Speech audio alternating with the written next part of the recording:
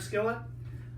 This probably the most important aspect of this dish and skillet is to have something that's big enough to kind of hold a layer of the mushrooms and potatoes, and yet the chicken also. So I'm going to go ahead and get this over medium heat.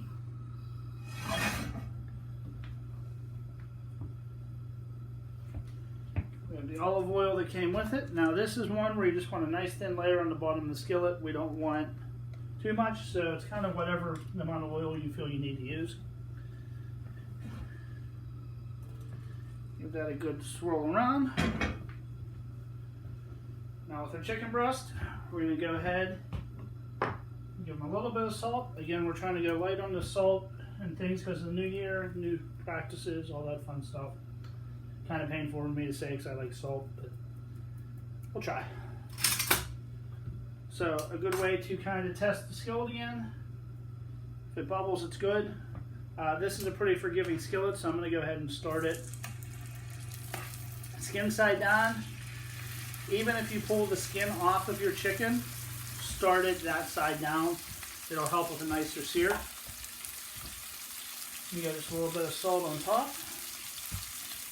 Then we're just going to let that sear maybe 3, 4, 5 minutes.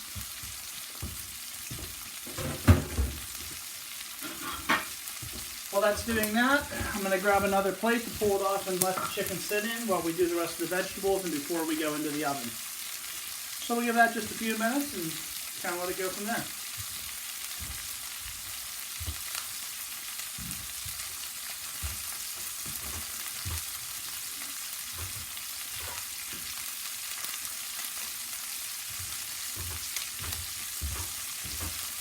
So it's very important as this sears that we don't really mess with the skillet.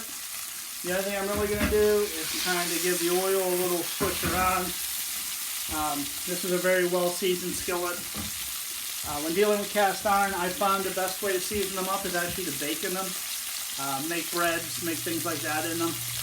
And it will actually help the moisture come out of them. I don't know if there's any science behind that, that's just kind of what I found works. So now they've been in here a minute or two. I'm going to move them a little bit, and the only reason I'm really doing this is to get them to a hotter part of the skillet so that that skin, that sear will be good. I'm also going to go ahead and throw my hood fan on here so that I don't smoke the house out and wake up all those kids.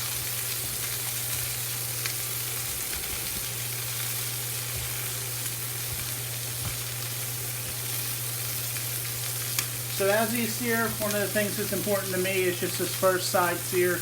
I want to render that skin down as much as I can. I want to get as much flavor as I can in the bottom of the pan so that when I do add my potatoes and my mushrooms and things later, it gets a really nice, picks up all that flavor and also gets a really nice color on it.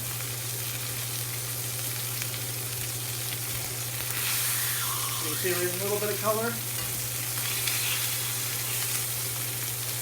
I keep that going. I do have my oven preheating to 325 to 350, depending on how big of a hurry you're in.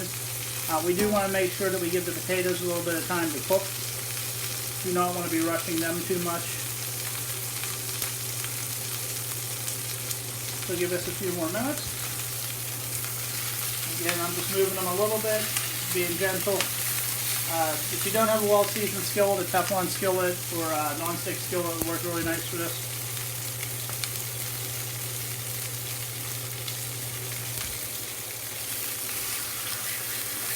Give them a flip, let the other side sear. I don't need it to sear nearly as much as this top side. You know, I wanted to get that skin kind of started, things like that.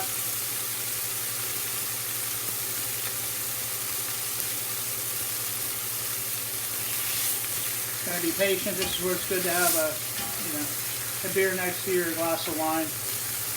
Something to pass the time a little bit rather than just staring at it.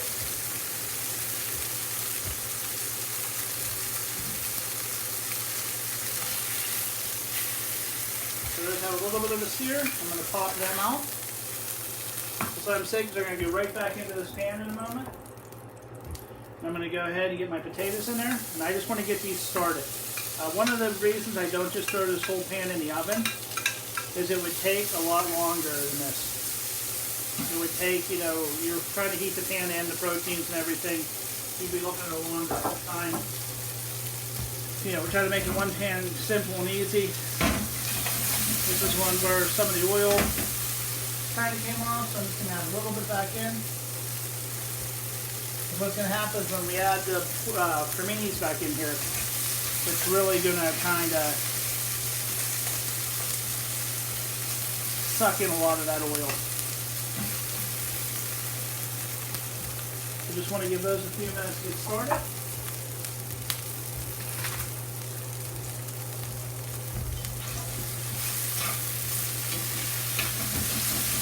You know, again, the you know, standards for saute. Make sure your skillet, your potatoes and your items are even across the pan. Don't want to be doing that. You're going to end up with this part getting really hot and burning, giving you a scorched flavor. Nice and even. And we're going to go ahead and add our garlic and sprig of rosemary in there. Give that a toss around. The reason I use the whole sprig of rosemary is at the end of this, I'm just going to pull that out. That's not going to show. That's not going to have any further effect on this recipe.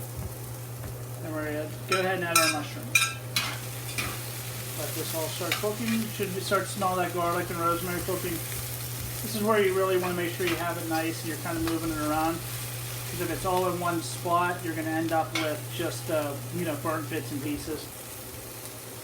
This is again where I would, as I'm cooking, look at the amount of oil that's in the bottom of the pan. I don't want it swimming, but I don't want it to stick and burn. Always remember that olive oil or butter or fat that's in there is your kind of insulator between the heat, the metal, and the vegetable. So you kind of need it there. It's kind of like a car engine, and the purpose of oil serves in that to kind of lubricate it. You kind of need that there for flavor and to keep from getting any burn spots and whatnot on it. So now this is started, I'm going to kind of make a little bit of room in the middle here. Come over, I'm going to pop my chicken breast back in.